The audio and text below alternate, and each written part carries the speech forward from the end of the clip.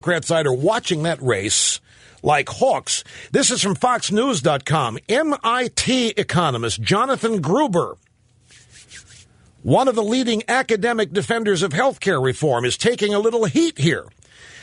He failed to disclose consistently that he was under contract with the Department of Health and Human Services while he was out touting the Democrats' health proposals in the media. Does the corruption never end on these people's side? Is there anybody who honestly believes what the Democrats are selling without being paid to say it? Gruber, according to federal government documents, is under $297,600 contract until next month to provide technical assistance in evaluating health care reform proposals. He was under a $95,000 Health and Human Services contract before that. But while he was being paid to provide his services to HHS, he was also fending off health care reform critics in the media.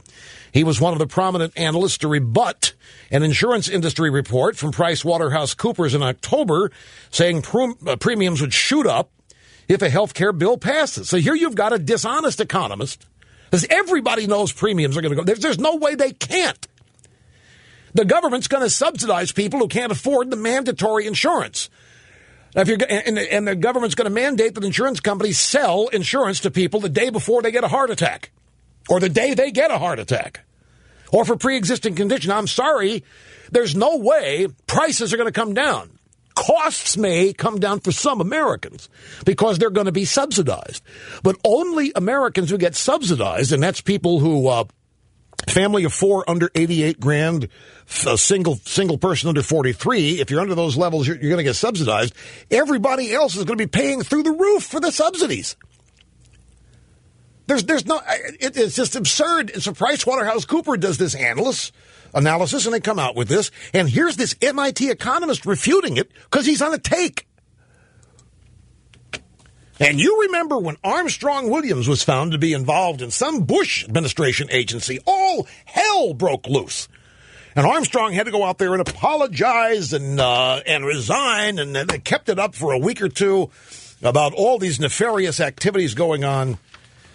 And again, this little bit of news is at FoxNews.com.